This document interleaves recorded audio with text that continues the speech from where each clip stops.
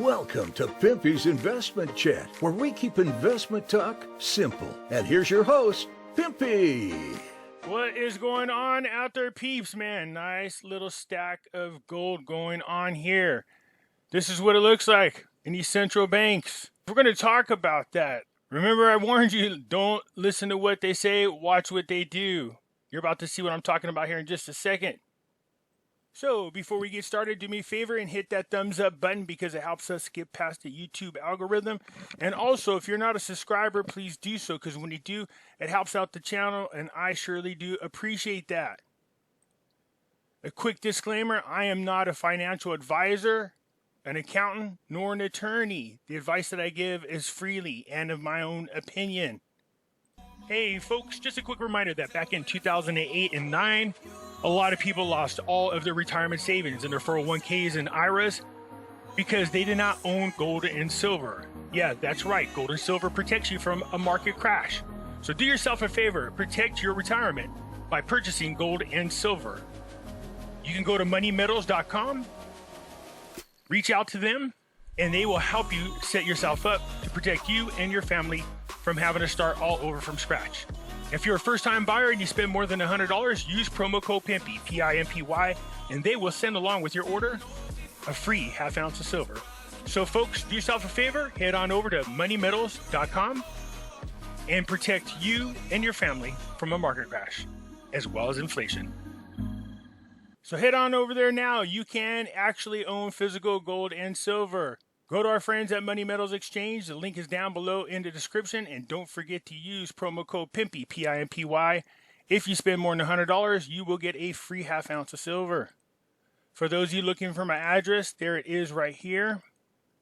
And you guys know I have an alternative website where I post original content as well as other content that is banned from YouTube. It's $3 a month. All proceeds go to Finding Life's Purpose Foundation, and you have unlimited access. Be very careful of people out there trying to impersonate me. They're asking people to send them money. Don't fall for it. I will not ask you to go to WhatsApp, nor will I ask you to go to Telegram. And here's how you know if I'm the one responding to any of your comments. A person makes a comment. If I respond, you'll see a dark circle around my name. See that? From time to time, I will use material that is copywritten. Just so you know, I am exercising my fair use rights. And so I put this disclaimer on there just in case. So let's take a look at what's going on so far. We know that everything as far as the stock market is concerned is artificially pumped thanks to the algorithms. Gold started to drop and then went right back up. It's still sitting around that 1760 mark, although it started to make a run well past 1800. And now you're about to find out why it is, and gold and silver are where they are at the moment. Silver at $23.26 is still above the $23 mark, thank goodness, but it really was ready to make a run, and they kind of squashed it down just a little bit, but still above the $23 mark. Bitcoin, you are trying very hard. I've watched this on a couple of occasions. It looked like it approached the $64,000 mark, but as I stated before, we're going to find out the real deal Holyfield come December. When the futures contracts come up, they have this pegged around $22,000, $24,000. I keep reminding you for a reason. Ethereum started to get close to the $4,000, but is back down to $3,700. The ones I keep an eye on, as usual, are Cardano, sitting around $2.12. XRP, man, it's hard to support you when I know that you are a big part of this great reset, the New World Order movement. But for the rest of you, it is at $1.08. Solana at $156.91. Polkadot still kicking butt, by the way. Dogecoin trying to make a comeback just a little bit. Shiba trying to come up just a little bit. So you got Doge at 7.8% increase. You got Shiba at 8.9% increase. XLM still doing decent, trying to get back up there. It's at 38 cents and have still not heard the announcement I thought it was going to be made. For those you keep asking, what is that announcement? Are they going to handle a whole different area of the financial institutions than XRP is? That is the word. It is set in stone, but there's no announcement on this yet. But when it does come out officially, I anticipate XLM to run. Far as some other coins that I have fun with, well, New Cipher. You know, the truth of the matter is I don't care where the price is on New Cipher. I absolutely am confident and sold on that crypto. I'm just going to leave my money where it is. I put it in there. If it goes, it goes. If not, it's all right. It's discretionary funds for me. Velocity's up at 6 cents. Nice. It went from 4 to 5 to 6. But it's been bouncing back and forth between 6 and 5 cents. It doesn't sound like a lot, but it is. And when you're only dealing with 6 cents. So 1 cent makes a huge difference in the gains and losses. So here's what I have a feeling is going on with gold and silver. Central banks are gobbling it up, and they have been all year long. So the second quarter, some of these articles are a little bit older, but they're just used to make the point. So in the second quarter, central bank gold buying 73% above 5-year average. What do they know that we don't know? Remember, watch what they do, not what they say. Central banks globally added a net 199.2 tons of gold in the second quarter of 2021. That was the highest level of quarterly net purchase since quarter 2 of 2019 and 73% above the 5-year quarterly average, according to data compiled by the World Gold Council. Second quarter gold purchases by central banks dove the half-year net total to 333 tons. That's 39% higher than the 5-year average. So central banks around the world, what are they doing? Buying gold, buying gold, buying gold. And guess what you should be doing? The same thing. Gold demand trends. Central banks and other institutions. Notice that part of that headline. Other institutions. So central banks are not the only ones. Central bank interest in gold reignites in H1. That's the first half of 2021. Central banks globally bought 333 tons in the first half. We just read that on the other one. Thailand, Hungary, Brazil were the biggest purchasers during the first half, collectively adding 207 tons in their gold reserves. Something's going on when these people are buying gold at a much higher rate than normal. And 73% and 39% above their average tells you that what they're buying is a large amount of gold. And you should too. So back in April, this article came out, and I remember it, exclusive. India's March gold imports surged 471% to a record 160 tons, says a government source. Now, it was around this time where India allowed their citizens to start buying gold and silver. There was like some kind of restriction on it, and then gold sales went crazy. Now, I've said this before, and I'll just remind you guys, I was doing a trivia question, and one of the questions was, who holds the most gold? And I was thinking by country. Come to find out, no country is anywhere near women from India. Women from India collectively around the world own 17% of all mined gold in jewelry. And I know a lot of Indian women, and I believe that statement because I've seen their jewelry. I've seen they use jewelry for different types of festivals and different types of celebrations, different types of prayers, ceremonies. They have a bunch of it. India's gold imports in March surged 471% from a year earlier to a record 160 tons. Again, you guys, this is in 2021. In 2020, they were breaking records. And now again in 2021, more records. So what's going on? That these people are buying way above their normal average. Look at that, 471% from a year earlier. Watch what they do, not what they say. And you should be doing the same thing. So India, over this past year, is setting records with gold purchases. So I couldn't help but think this is why the gold and silver prices are being held down. The banks and other institutions, as well as certain individuals, are trying to buy up as much as possible. And this could be one of the reasons why as well.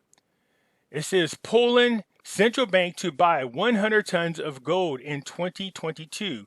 Now look at this. Gold buying by central banks surged in the first half of this year. But look how much they're buying. This is in tons.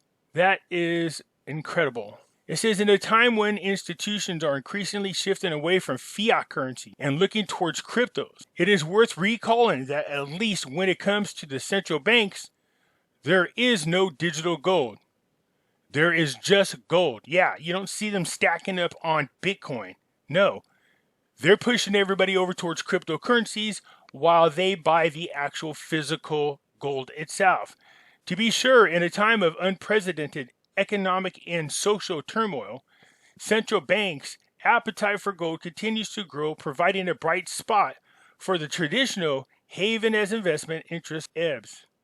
According to the World Gold Council, global reserves expanded 333.2 tons in the first half of 2021, 39% higher than the 5-year average for this period. Strong purchases by Thailand, Hungary, Brazil stood out. The WGC analyst Lewis Street predicting that if central banks continue to buy at the levels seen recently, it will provide a supportive element for the market. So why do you suppose they are buying up so much gold? This is why. Poland raises interest rates, seeking to tame inflation. They're not the only people. The gold is there to hedge against any kind of issues with the market.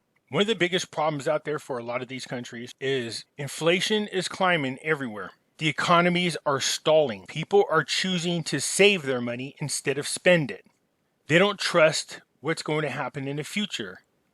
So they're squirreling away their money. Meanwhile, the governments have produced a ton of fiat currency and nobody is spending it.